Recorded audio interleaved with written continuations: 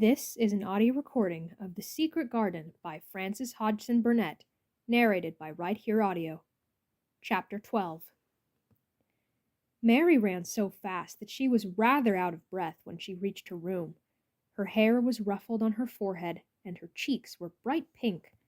Her dinner was waiting on the table, and Martha was waiting near it. "Thou's a bit late," she said. "Where has thou been?" "I've seen Dickon," said Mary. "I've seen Dickon." "I knew he'd come," said Martha exultantly. "How does thou like him?" I think he's beautiful," said Mary in a determined voice. Martha looked rather taken aback, but she looked pleased, too. "Well," she said, "he's the best lad as ever was born, but us never thought he was handsome. His nose turns up too much." "I like it to turn up," said Mary. "And his eyes is so round," said Martha, a trifle doubtful, "though they're a nice color." "I like them round," said Mary, "and they are exactly the color of the sky over the moor." Martha beamed with satisfaction. "Mother says he made 'em that color, with always looking up at the birds and the clouds. But he has got a big mouth, hasn't he now?" "I love his big mouth," said Mary obstinately. "I wish mine were just like it." Martha chuckled delightedly. "It'd look rare and funny in thy bit of a face," she said, "but I knowed it would be that way when thou saw him. How did thou like the seeds and the garden tools?" "How did you know he brought them?" asked Mary. I never thought of him not bringing 'em. He'd be sure to bring 'em if they was in Yorkshire. He's such a trusty lad." Mary was afraid that she might begin to ask difficult questions, but she did not. She was very much interested in the seeds and gardening tools, and there was only one moment when Mary was frightened. This was when she began to ask where the flowers were to be planted. "Who did thou ask about it?" she inquired. "I haven't asked anybody yet," said Mary, hesitating. "Well, I wouldn't ask the head gardener. He's too grand, Mr. Roach is." "I've never seen him," said Mary. "I've only seen under-gardeners and Ben Weatherstaff." "If I was you, I'd ask Ben Weatherstaff," advised Martha. "He's not half as bad as he looks, for all he's so crabbed. Mr. Craven lets him do what he likes because he was here when Mrs. Craven was alive, and he used to make her laugh. She liked him. Perhaps he'd find you a corner somewhere out of the way." "If it was out of the way and no one wanted it, no one could mind my having it, could they?" Mary said anxiously. "There wouldn't be no reason," answered Martha. "You wouldn't do no harm." Mary ate her dinner as quickly as she could, and when she rose from the table she was going to run to her room to put on her hat again, but Martha stopped her. "I've got something to tell you," she said. "I thought I'd let you eat your dinner first. Mr. Craven came back this morning, and I think he wants to see you." Mary turned quite pale. "Oh," she said. "Why? Why? He didn't want to see me when I came. I heard Pitcher say he didn't." "Well," explained Martha, "Mrs. Medlock says it's because of Mother. She was walking to Thwaite Village and she met him. She'd never spoke to him before, but Mrs. Craven had been to our cottage 2 or 3 times. He'd forgot, but Mother hadn't, and she made bold to stop him. I don't know what she said to him about you, but she said something as put him in the mind to see you before he goes away again, tomorrow."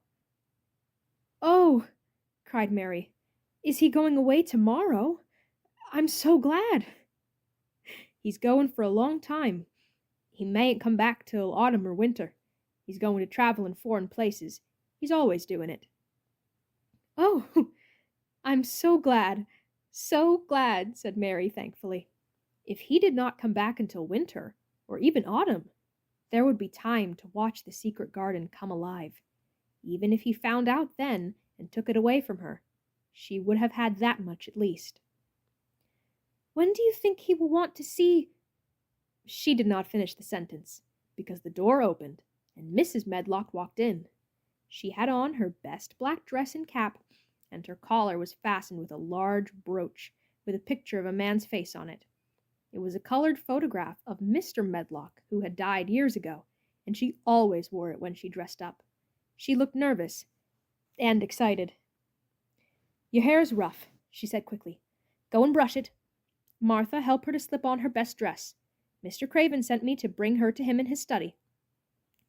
All the pink left Mary's cheeks.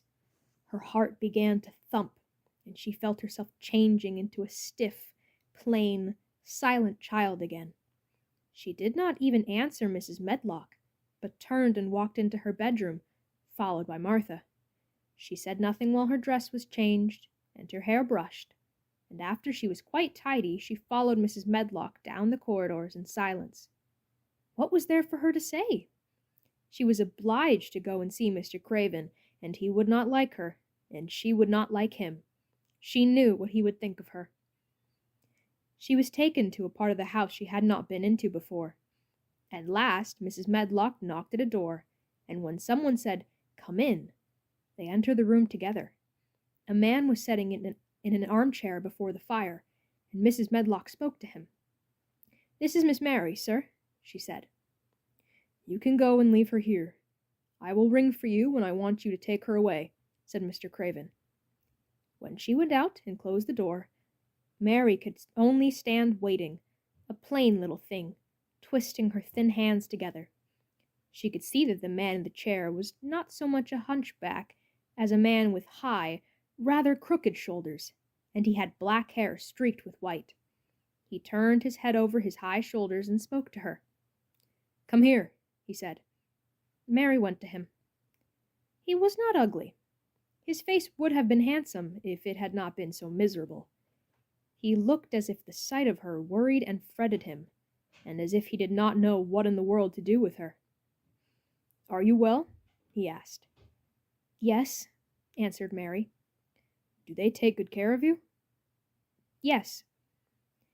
He rubbed his forehead fretfully as he looked her over. "You're very thin," he said.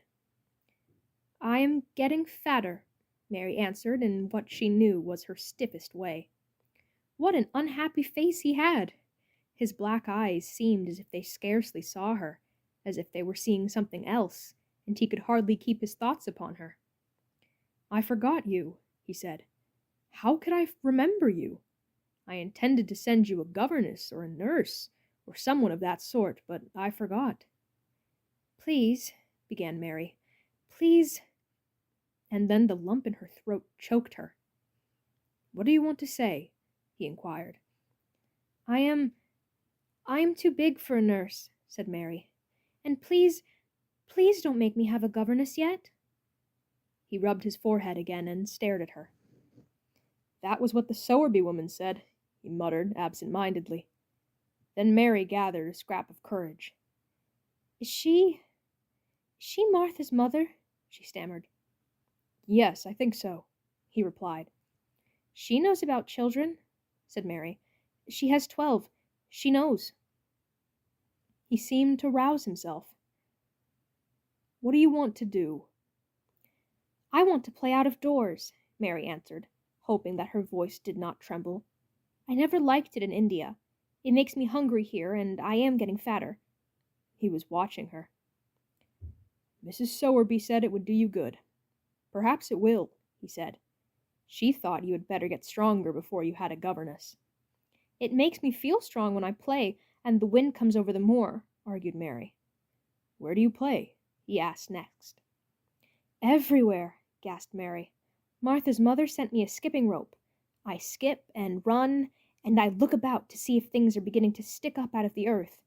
I don't do any harm." "Don't look so frightened," he said in a worried voice.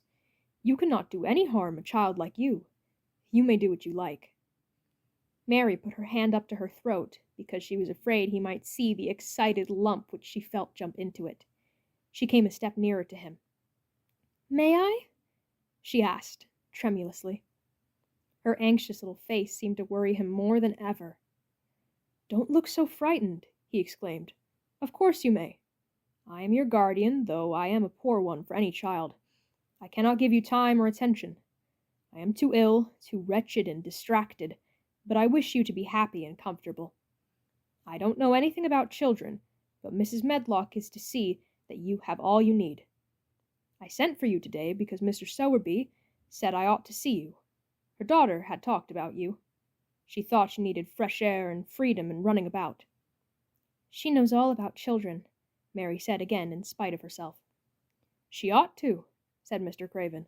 "I thought her rather bold to stop me on the moor, but she said Mrs. Craven had been kind to her."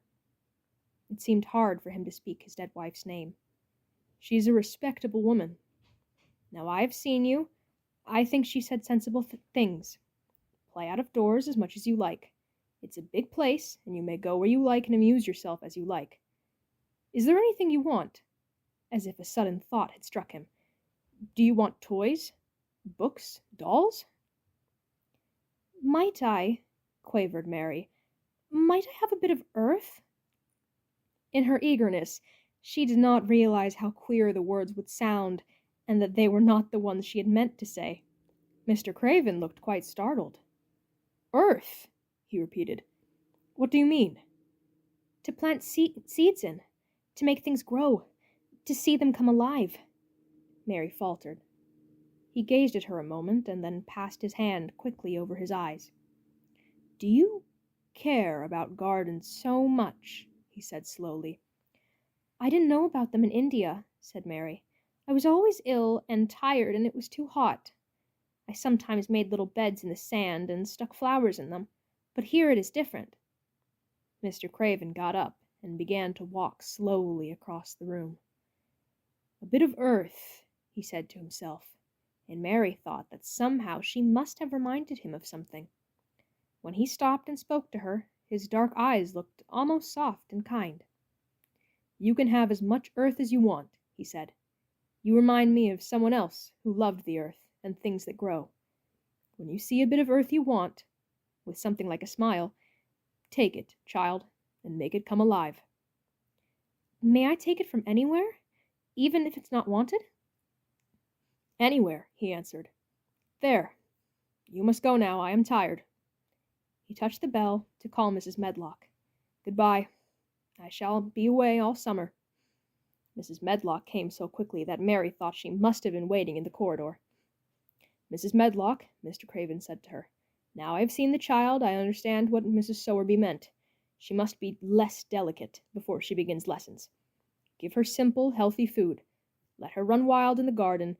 Don't look after her too much. She needs liberty and fresh air and romping about. Mrs. Sowerby is to come and see her now and then, and she may sometimes go to the cottage." Mrs. Medlock looked pleased. She was relieved to hear that she need not look after Mary too much.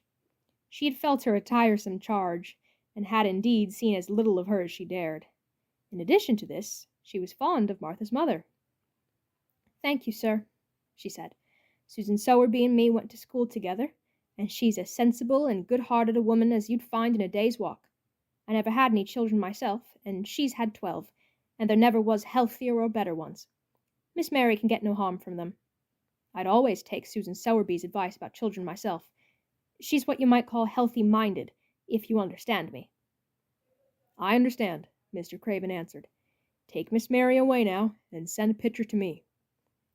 When Mrs. Medlock left her at the end of her own corridor, Mary flew back to her room. She found Martha waiting there. Martha had, in fact, hurried back after she had removed the dinner service. "I can have my garden!" cried Mary. "I may have it where I like. I am not going to have a governess for a long time. Your mother is coming to see me, and I may go to your cottage. He says a little girl like me could not do any harm, and I may do what I like anywhere." "Eh," said Martha delightedly. "That was nice of him, wasn't it?" "Martha," said Mary solemnly, "he is really a nice man, only his face is so miserable and his forehead is all drawn together."